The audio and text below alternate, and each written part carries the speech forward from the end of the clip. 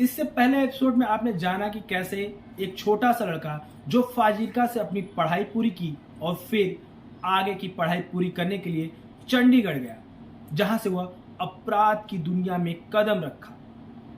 इस एपिसोड में हम जानेंगे कि कैसे वह अपराध की दुनिया का बेताज बादशाह बना। नमस्कार, मैं आदित्य और आप देख रहे हैं जन संदेश टाइम्स।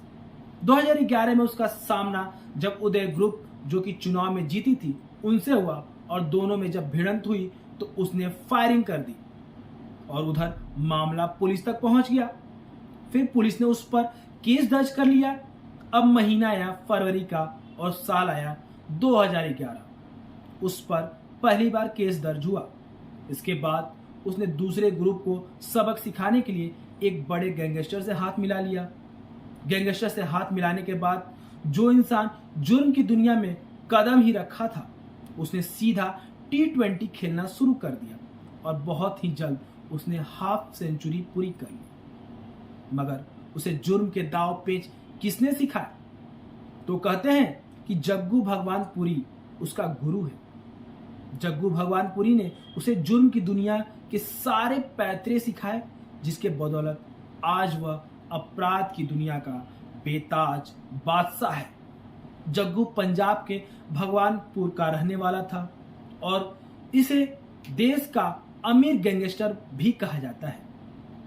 यह ऐसा वक्त था जब पूरे पंजाब की राजनीति और अपराध में जग्गू का ना सिर्फ रुतबा था बल्कि उसके नाम से ही सारे काम हो जाया करते थे।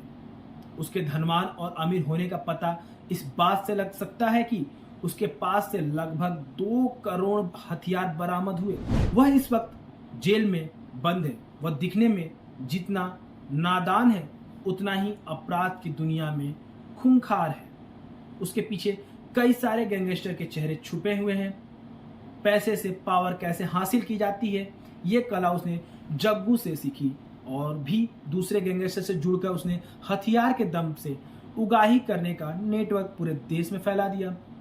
उसके साथ काला जठेड़ी, लेडी डॉन अनुराधा चौधरी कई गैंगस्टर के साथ मिलकर वह अपना साम्राज्य खड़ा कर लिया।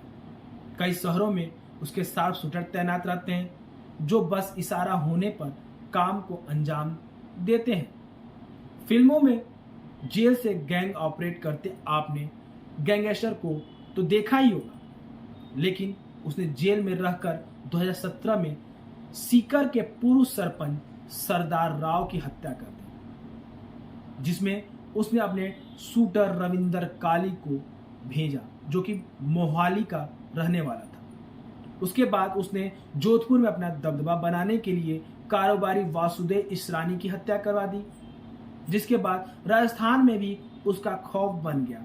वह न सिर्फ देखने का स्मार्ट गैंगस्टर है बल्कि वह जेल में रहकर स्मार्ट तरीके से फोल चलाने में भी माहिर है। उसके इरादे बहुत तेज तर्रार हैं।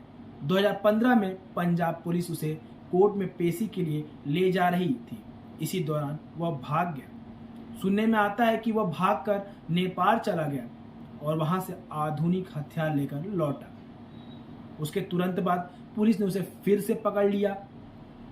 भले ही वह पुलिस की गिरफ्त में क्यों न हो, पर उस गैंग को चलाने और कत्ल करने से कोई रोका नहीं सकता।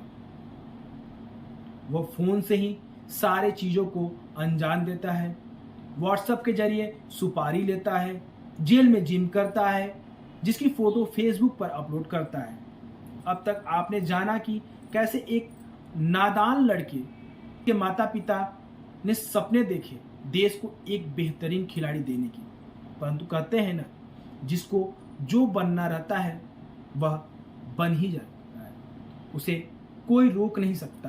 तो उसे बनना था अपराध की दुनिया का बादशाह, वह बना भी। अब अगले एपिसोड में हम आपको बताएंगे कि वो लड़का है कौन जिसकी चर्चा अब तक हमने की। कौन था वो लड़का जिसकी चर्चा अब तक हमने की, ये जानने के लिए बने रहिए और देखते रहिए जन संदेश टाइम्स।